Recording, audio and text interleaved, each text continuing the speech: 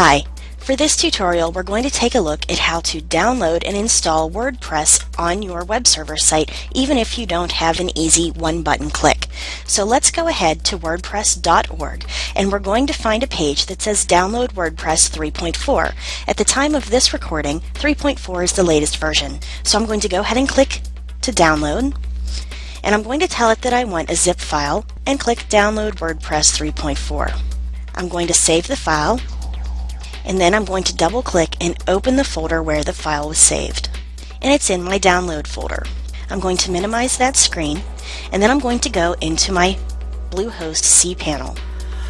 I'm going to scroll down to my file manager and double click, and I'm going to put this into the web root. Once I'm in the web root folder, I'm going to click on New Folder, and I'm going to create a new folder called Manually, because this is where I'm manually putting in the WordPress, and click on Create Folder, and now it pops up in my cPanel, and this is in my root file. Next, I'm going to reopen the folder where I had saved my WordPress. I'm going to right click, and I'm going to tell it to go into WinZip, and I'm going to extract it into a folder that has my name, Downloads, in WordPress. I like to arrange my files by date modified when I'm doing a job like this. Once I've got it here, I'm going to right click again, and I'm going to click on Add to WordPress.zip.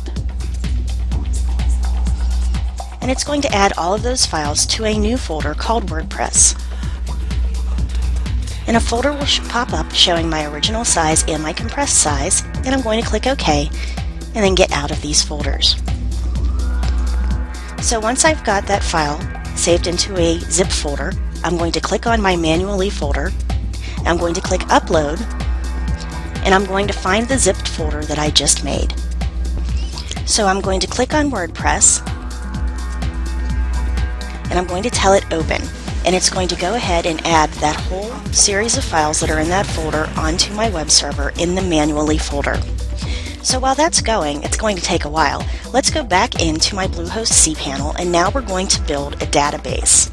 The database is going to be under My SQL Databases. Let's just find it right here. There it is.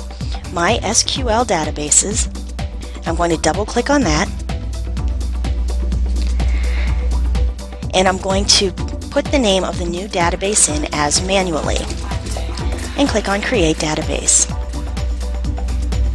That database has been made, so I'm going to click on Go Back, and I'm going to go across this database that I made, right click, and I'm going to open up my Notepad++, and I'm just going to go ahead, open up a new folder, and paste that in as the database name, and I'm going to type in there that that's the new database name.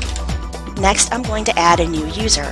Then it's going to ask you to create a username, and I'm just going to make this imlab2. Now you can only use up to 7 letters or numbers, so you want to make it a good one.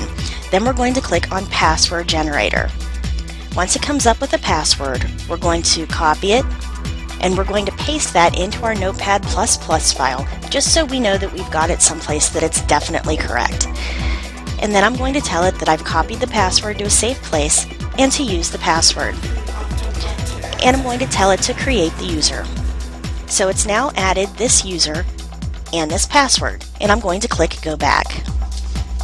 Now I'm going to scroll down again, and I'm going to add this user to a database. So the user is the imlab2, and I want to add this to the Manually database that I just created that is now having all of my files downloaded to it, and click Add.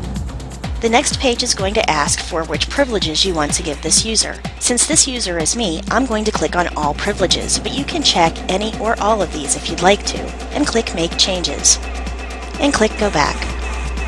Now if you scroll down to our databases, you can see that in my Manually folder, imlab2 is a user. If you want to get rid of any of these usernames, you can just click on the X, or if you want to get rid of the whole database, just click on Delete Database.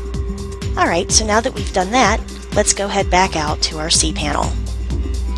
Now I'm going to check my third tab, which shows how much progress has been made on uploading those files, and as you can see, I am now complete. So I'm going to X out of the third tab, go back into my second tab, and it looks empty, but if you click on reload, it'll go ahead and show us all of the files that are in there.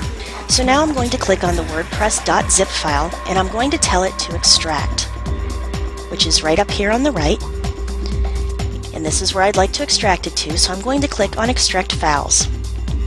This will show me all of the files that came out, and I'm going to click Close. And then again, I'm going to click Reload. And there they all are. Everything from my admin and content pages all the way down. So now my WordPress page is uploaded to my web server.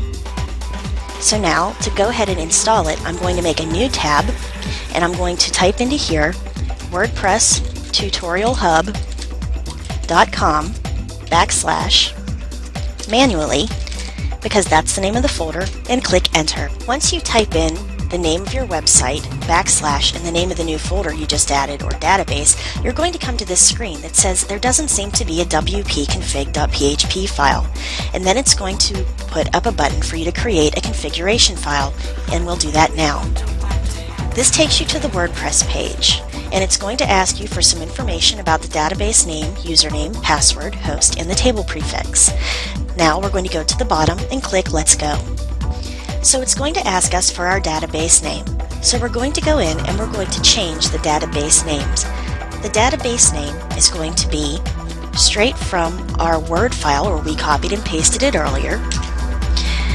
Then our username, which is going to be the beginning, underscore, and then our username, our password, which we've also saved in Notepad.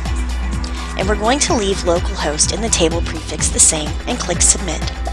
And it takes us to a success screen, and we're going to click on Run the Install.